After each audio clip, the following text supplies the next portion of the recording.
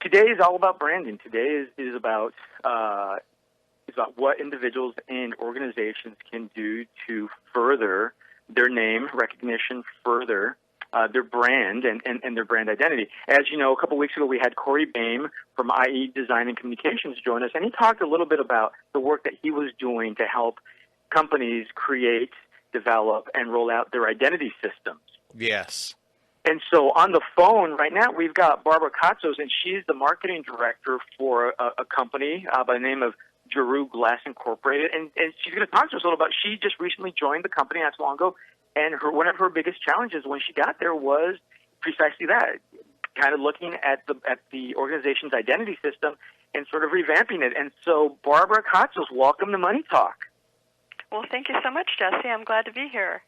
Yeah, and we're very happy to have you. So Barbara, you run marketing for a really, I think it's a really interesting organization, Giroux Glass. It's a long-time glass company out of Los Angeles.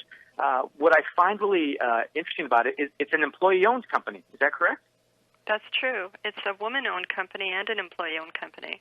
So it's both a woman-owned and an employee-owned company. So I mean, and it's really rare these days to find. I know you guys do business not only here in LA, but as I understand it, you also put up much of the glass in Las Vegas at the City Center and other casinos around town there. That's absolutely correct. We even have licenses in 2 additional states in Arizona and New Mexico. And so how long have you been with the company? I started here in the middle of February, and I found a lot of challenges awaiting me when it came to marketing, because I'm really the first person that they've had fulfilling this role for the company.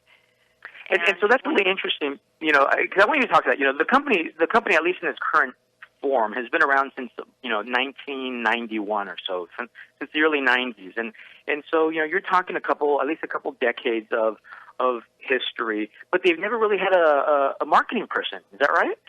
Well, actually, it goes further back than that, Jesse. The company is actually named after the man who started it in 1946, named Louis Giroux. And our current CEO is Anne Merrily Merrill, and she bought it in 1991. So it's been in its current format right now since 1991, but it goes back way further than that. We're in year 68 right now. And so what were the major hurdles? When you got there as a marketing director, what were your biggest challenges setting up there? Well, basically the branding was kind of all over the place. We had a very strong graphic image that we wanted to keep using, but it had been used somewhat in an inconsistent fashion.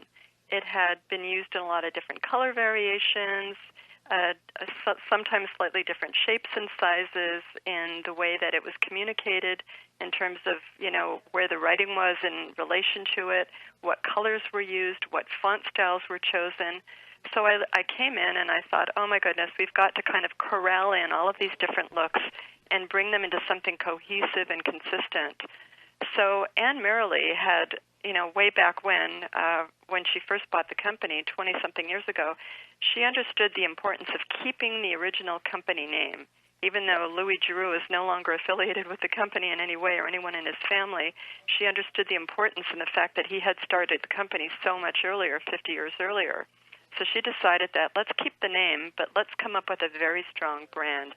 And she was the one who hired an architecture student to come up with drawing a design that would signify what was her vision for the future, where she could see Giroux Glass going.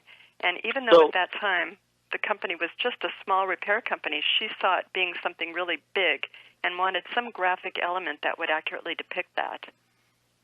And so then you came in, here you are all these years later. You come in, you see what they've done, and they had somewhat of an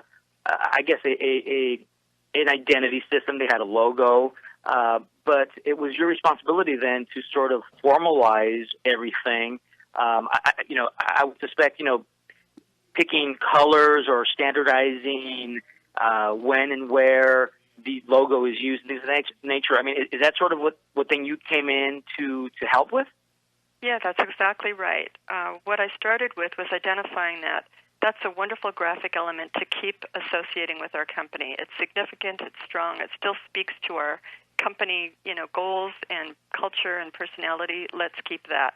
But everything else that you just listed, our choice of font styles, our colors, all of that had to be identified in a very clearly delineated marketing communication guideline.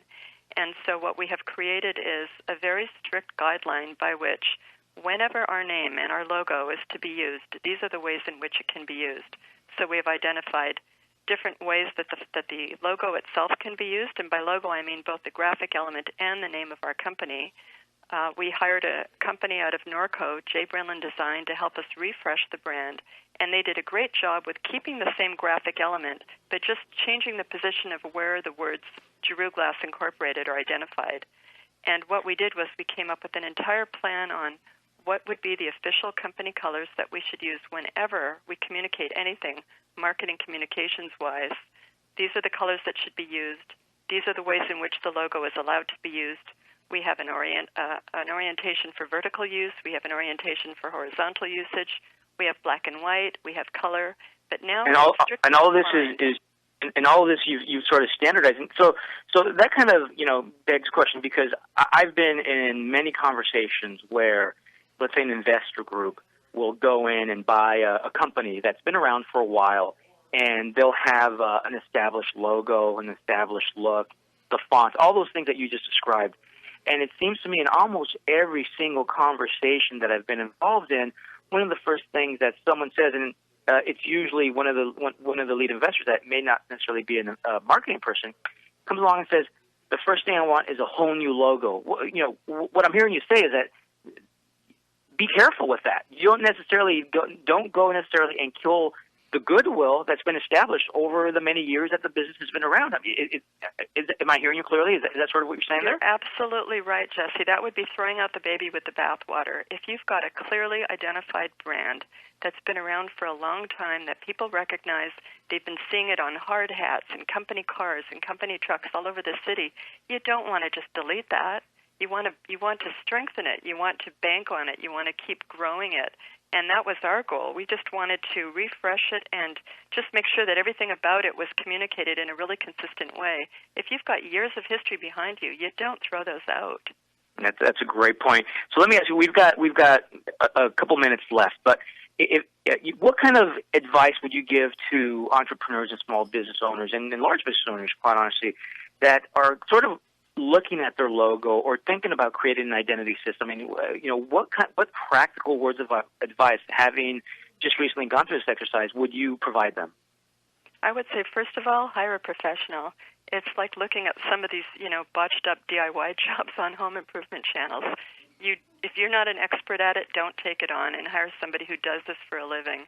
And take what they have to say to heart. I mean, they know what it is to tell a compelling story with just a simple nonverbal communication of what your company representation should look like. Your logo is your everything, and it's not something to be taken lightly. I say it's worth putting a lot of time and effort into and calling in the pros when you really don't know much about marketing.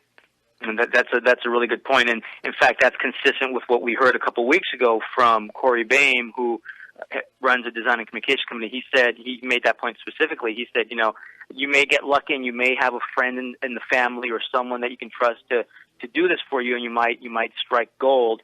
But he said in many cases, you're going to get subpar work, and sometimes it's just worth the money investing to get the right product and the right look. So if someone wants to take a look at your new image system, your new logo, maybe learn a little bit about Giroux Glass, where can they find you? Well, they can go to our newly relaunched website at www.girouxglass.com, and there they can see an example of what the new logo looks like. And that's another thing I'd like to talk about just briefly too, Jesse, is that it's not just a matter of creating the logo when you start with a brand new corporate identity.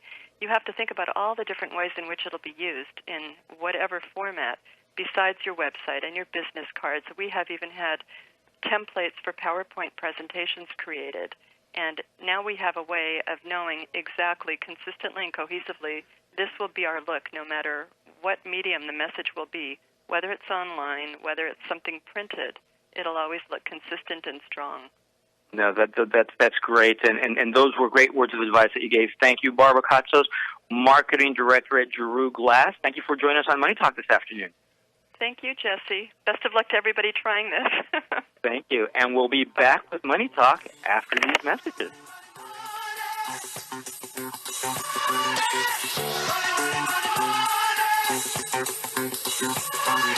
Some people got to have it.